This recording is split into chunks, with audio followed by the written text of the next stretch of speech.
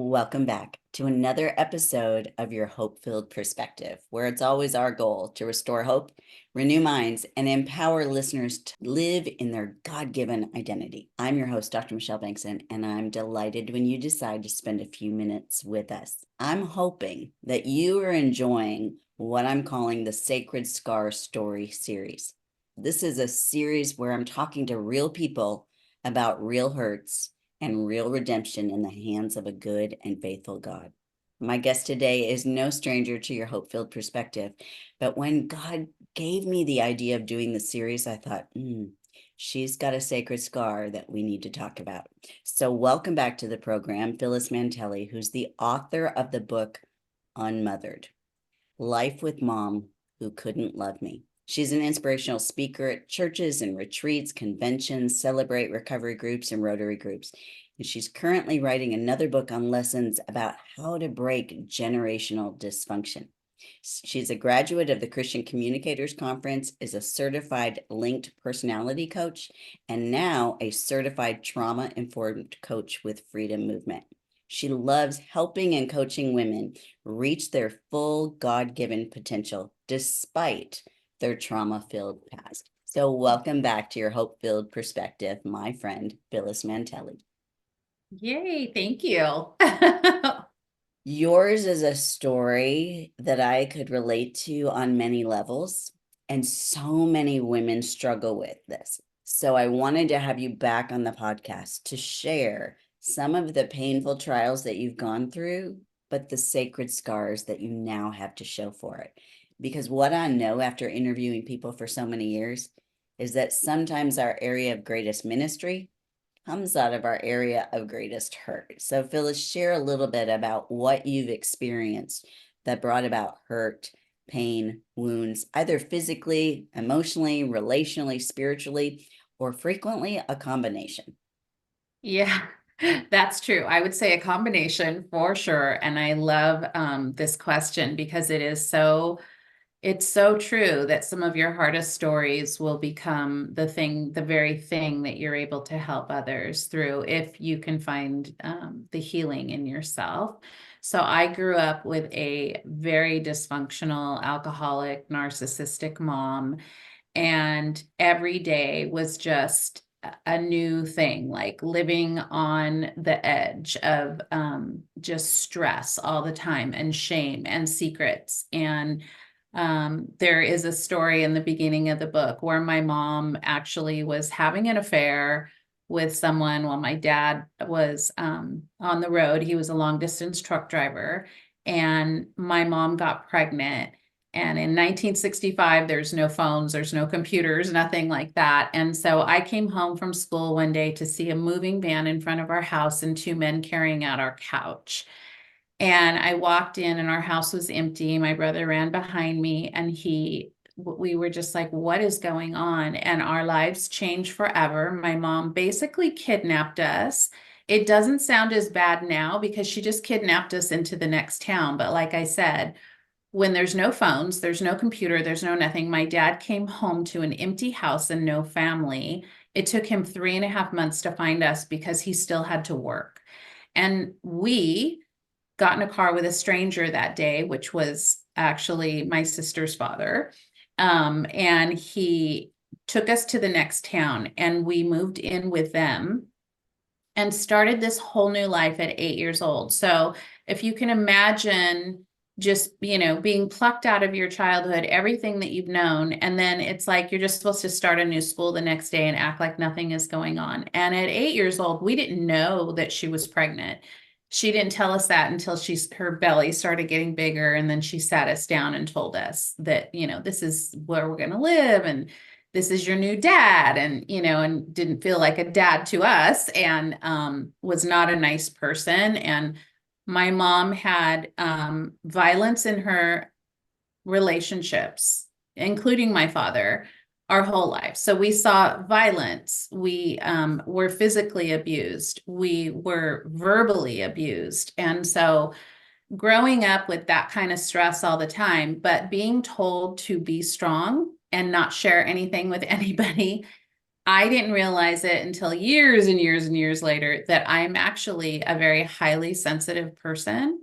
But because I was taught to be tough, I became a really strong cover of all kinds of wounds. And so I had a lot of rage and I didn't even realize that's what it was. But I just thought, well, I just got to keep going, got to keep pushing, got to keep doing all the things. And I learned, through many trials and errors and therapy and other things that I had so much stuff to dig through, and that I wasn't the only one. I think with secrets is you think that you're the only person going through that. So there was so much shame attached to that that I never shared my story with anybody. And so I wrote my first book at 61 years old. And it was such a freeing thing. And even then, that was the beginning of my journey of just really digging through, because I would tell that story of being kidnapped like it was a Tuesday. Like, oh, no big deal. It was totally normal. And until I got called out by my trauma coach, and she said, you have been through major trauma and you're talking about that story like, she's like, that was done to you. That was so hurtful and harmful and just so many things. And I actually finally, after 61 years, was able to grieve that story, because what had been done to that little 8-year-old Phyllis was so not fair. And it was so damaging to my future. And so, yeah, so then I just came through this place where I was like, if I'm not alone, then I know there's other women out there that are going through this shame and trauma and all of these things. And I want to learn how to help these women and show them, because through trial and error of my life, I have a beautiful family now. I have grandchildren. I have 2 beautiful daughters. One just got married. And it's just been this long, hard road also with them to learn how to speak honestly. And we've had a lot of hard conversations because my girls are like, Mom, you put this trauma on us. And I'm like, I did. And so I didn't do motherhood perfectly. I'm not here to, like, blast out that my life is 100%. It's like through trial and error and being able to say the words, I'm sorry, and tell me more. I was able to have these deep conversations with my girls now and create and break off that generational dysfunction. So it takes work. And that's the kind of stuff that I love to do in my ministry, is to help other women get to that place. Because how do you learn what love is? How do you learn who's safe to trust? How do you learn how to extend love when you haven't received it? Yeah, well, you don't. At first, you are almost a magnet for every bad boy out there, because you're craving love so much. And one of the things that I learned was that, I became a Christian at 35, and I realized that my life is worthy. I am loved because I am a child of God, and He has always had His hand on me. So I will tell you, we grew up very loosely Catholic, and I am grateful for the little tiny bit of religion that my mom instilled in us, because I felt God through all the trials of my life, of all the things that I did wrong as a teen, in my 20s. Like, I rebelled like crazy because, like I said, I had rage in me that was like, I didn't know what to do with it. So I just numbed it out with all the wrong things. And I didn't love myself. I wanted someone to love me. And unfortunately, I got married at 25, thinking that was going to fix me and I was going to try to be normal. And it was a disaster of a marriage. And then I got pregnant. And so I thought, well, and so this is how my mind always worked. Well, I think God, even though I wasn't going to church or anything, I think maybe God wants me to just be a good mom. So I was like, I'm going to have this baby. I'm going to be a good mom and try to make this marriage work. And my son was born with congenital heart disease, and he had open heart surgery when he was 3 days old, and he never recouped from that. So they actually came to me and said, you have to make the decision to take him off life support. And my husband was like, well, you've been through hard things. You can make that decision. And at that moment, I thought, if I'm making this decision, then I don't need you. If I want a partner that's going to come beside me and let me be weak and let me have somebody that's going to actually take care of me, we're going to be partners and do this together. So I did, and we lost my son when I was 26. It was the first time I asked the hospital before I let him go. I asked the hospital to talk to a priest, and he gave me beautiful words of how, like, your body is a shell, your soul is with Jesus, your baby is going to be okay. And just the words he gave me such comfort. And I'm like, why am I even asking a clergy if I have no faith? But I just felt this tug pull of God always going like, I have a plan for you. You don't know, but I have a plan for your life. And so until I walked out of that marriage and I had to say no more of looking for outside sources to please love me. Please love me. I need to love myself. And so I kind of went on this journey of just being by myself for the first time and spent a lot of time on the floor crying out to God. Still didn't go to church, but talked to him all the time. And I think that's an important lesson, is that it's not about the stuff that you do. It's about the heart of who you are and where you are. God hears everybody, not just the people that go to church. He is with you all the time. He wants you to go to church. He wants you to have a church family, but you don't have to do XYZ to get his love. And once I started feeling that love, some good things started coming in. And that's when I met my husband now. We just celebrated 35 years. So I feel like he's my first husband. But, we just made this path that we were partners. And then he uplifted me. And then I started uplifting me. And then I said, I got pregnant with our second daughter after we were married. And I said, I think I need to thank someone bigger than me. Lo and behold, he placed someone in my life that told me to go to this different kind of church, because I said, I don't think I want to go back to the religion I was raised in. And she brought me to this church, and I literally felt tingles go through my body. It was crazy. And I just knew I could never be different than that again. And so it's a slow roll of learning that you can't find love in outside sources. You have to start with just, am I worthy? And you may say, no, I'm not worthy, but I'm telling you, you are. And also, you will hear a soft whisper saying, you are worthy. I'm just pulling you in a little bit closer. And little by little, if you can rely on that a little bit more than the outside sources of the world, you kind of gain this strength that comes from within that tells you, I think I can go on. And also, I've watched myself survive through things with not that kind of good love. So there was a strength there that I can't explain. And so I don't think you can wrap up love in like a neat little package. I just think you have to look back at your history and go, somebody's been carrying you even through all the muck, and that means they love you. You've mentioned a couple times experiencing a lot of shame, but some of my listeners might have difficulty relating to what exactly is that. Can you share some of the thoughts that you had that were filled with shame to give them an idea of this is what shame sounds like? Oh my gosh. Yeah. Well, if they find out your secrets, they are never going to like you, and people are going to run from you. I walked out of high school 2 weeks before graduation, so I actually don't have a high school degree. And I had such shame over that I would try to cover that up at all costs. And now I realize that God equips you in different ways. And so I have 3 different certifications, and that's my education. And I'm also a smart person just because I didn't go to college. And I had to feel that within to know that, he still had a plan for me.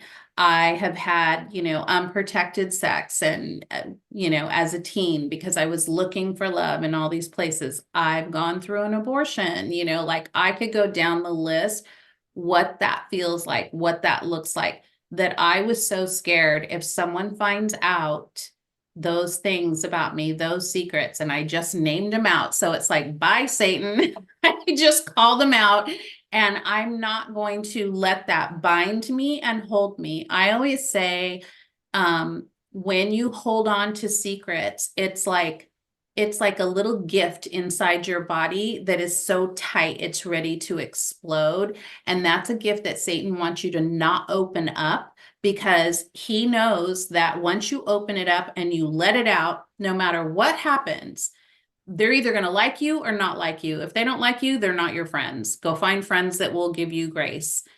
And if you let it out, it has no power over you anymore. But if you hold it in, then that creates more stuff, more stuff, more stuff within your body. And of course, you're not going to love yourself, because you can't even be honest with yourself and other people. And I would say, tell your story to safe people. You don't need to share your story to anybody if you don't want to. This is a time where you either share it with a therapist or someone trusted, that you know that they're not going to go out and blab your story if it's something that you just want to hold close for a little while. But I would say secrets have to come out. You have to release that from your body. Otherwise, you're constantly, it's like looking around the room, like, who's going to find out about me? And you cannot get to a place of love and peace when you're holding on to all of that stress and secret in your body. Well, and healing comes when we're Mhm. able to share those things that we're ashamed of, those things that have happened to us, those mistakes that we've made. Healing Mhm. comes when we will share them with a safe, trusted individual who will Yeah. speak the truth in love. But you're absolutely right. Not everybody deserves to hear our story. Not everybody can be trusted with our story. But it is a lie from Satan that we will be rejected if we Mhm. share the secret. He knows that there are far more people who are willing to accept our mistakes because they've got their own. Everyone has one. It's Every something. yes, but Yeah. that's how shame sounds. Nobody Mhm. will understand. Nobody will accept you. You'll never be loved. You'll Right. always be rejected. Satan tends to speak in absolutes, and he likes to tell us all the things we aren't. But Yeah. when I read scripture, God tells us all the things from his perspective that we are. Absolutely. It says that nothing will ever separate us from his love. Mhm. Absolutely. Will you share how God has healed that big mother wound for you and formed a sacred scar that he's now using for good? Because that's the whole theme behind my book, Sacred Scars, is that we're all going to go through painful stuff. We're all going to have wounds. But Mhm. if we will entrust our healing into God's good and faithful hand, he can bring beautiful sacred scars from it. Yeah. And I think the important thing too, when you were asking that question, is I think it's important to realize that we're on a healing journey. So we don't completely get healed where it's like we never think about it again, like it never hurts us anymore. Like I will forever, I took care of my mom until she passed in 2007 from dementia. And I was doing that while I was raising my girls. And that was really, really hard. And so I tell people, when my adult daughters call me and they say, Mom, I need you, or I have a question, my heart bursts open. And then there's a little rip, because I'm like, well, I never got to do that. I never got to call a mom and say, I need you. I had a mom that called me going, I need you right now. And everything was an emergency, and everything was a trauma, and I lived on edge. And so my healing journey always continues, um, because I now have broken that generational dysfunction off, and I get to enjoy my girls calling and asking for my advice or not, and just calling and telling me, what's going on with them, or just wanting to talk. It's a beautiful thing. But I think we need to know that there may be, almost always, there may be times, if you're in a mother-daughter relationship that is very fractured like that, that you have to understand that your healing journey is for the future. It's for you. Your forgiveness is for you to move on, to do something different. It's not necessarily going to change the relationship you have with your mom. If it does, that's beautiful. And I always work towards that with my clients. If their mom is still alive and they're like, oh, she won't listen and she does this and that. And so then we try to find things personality wise. Maybe you're different personalities, like, and you're trying to butt heads because you want her to be like you and you guys are not like that. That's a whole different thing.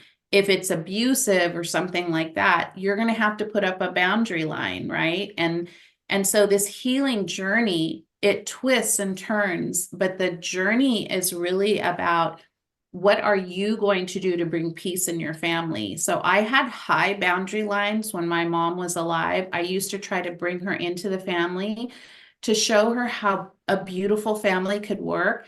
And she was so toxic, she would destroy the second she walked in the door. And so then I realized this is more stressful for her, even to be in this environment because she's not used to it and she doesn't want to change it. So I would tell her, I will come see you like the day after Christmas, like you can't spend Christmas with us. And it seems harsh, but if you really want to heal, you have to do things differently. You cannot just keep letting the same things come into your life, expecting a different result. It's not going to happen.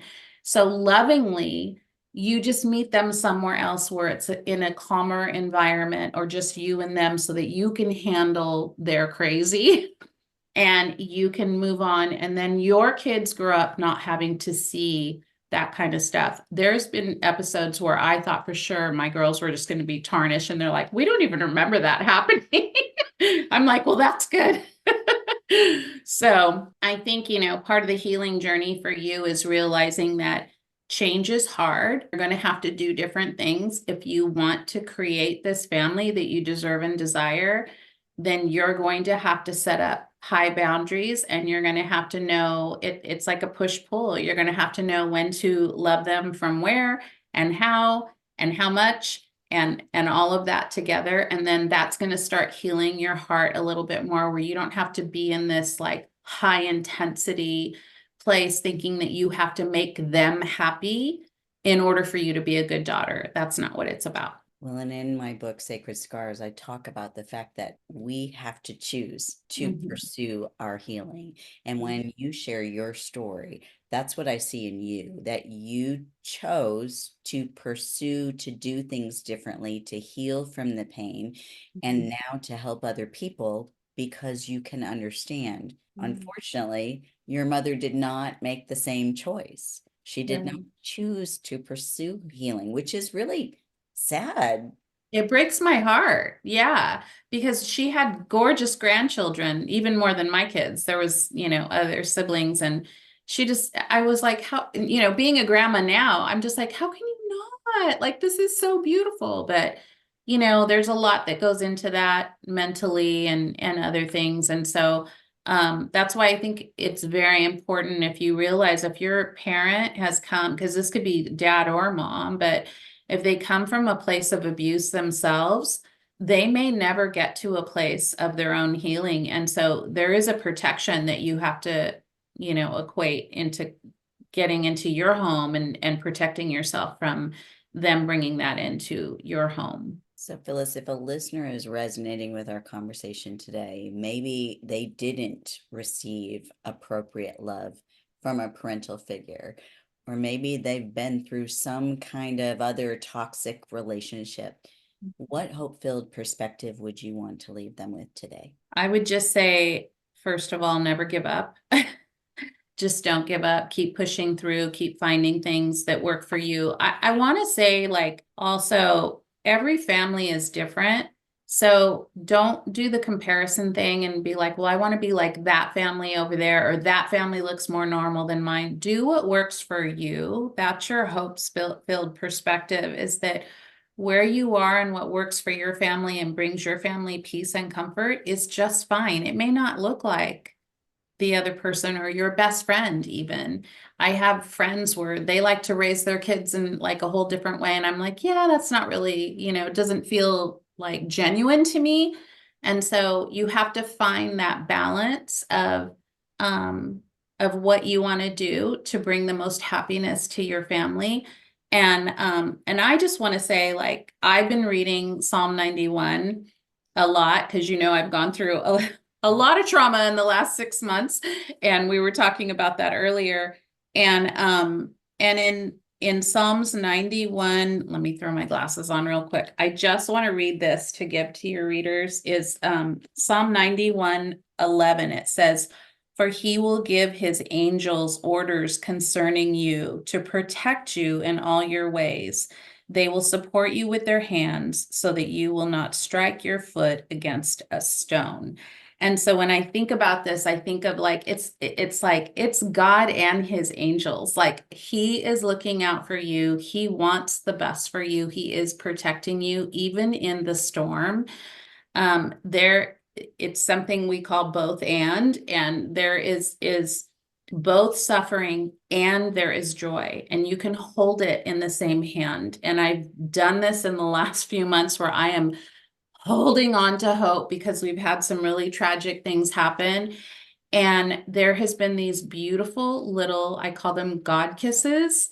And you're just like, what? How is this happening while you're just grieving and crying? And then you're like, okay, this is beautiful. And I see you. So I think a lot of times people they want the big thing to happen.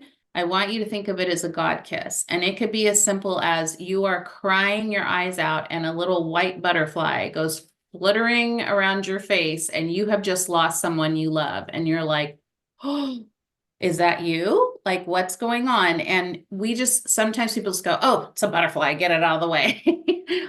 I just want people to realize God is giving you kisses all the time in the gentlest of ways. And we have to open our eyes and our hearts to see it, even in the midst of great struggle. Phylis, if our listeners want to connect with you, they want to learn more about you or your book or your resources, where's the best place for them to find you? Best place to find me is my website. It's got all the links to everything else on there. It's phylismantelli.com. And I'm on Instagram, Facebook. We have a YouTube channel, podcast, all the things, but you can find it on the website and it'll connect you to everything there. Friends, we will put all the information about Phylis in the show notes that you can find at drmichelleb.com. I hope that there was something in my conversation with Phylis today that has encouraged you. Maybe you couldn't relate from the aspect of being wounded by a parent, but maybe what God wanted you to hear is that just like he did with Phylis, he's constantly pursuing you. So whatever painful wounding you've been through or are going through now, there is a God who loves you so much that he is constantly pursuing you. And just like Phylis said, but we have to open our eyes to see it. We have to open our ears to hear. We have to be willing to quiet ourselves down so that we can hear that still small voice. But I promise you, he says in his word, nothing can separate you from the love of God. So whatever you're going through now, will you press in? Will you lean into him and let him walk with you in your pain? And then I think that you will see over time, he will bring a beautiful sacred scar for the areas of pain that you've endured. Friends, it's been a delight to share another sacred scar story with you. I look forward to being with you again next week. Until that time, though, it's my prayer for you that you experience a hope-filled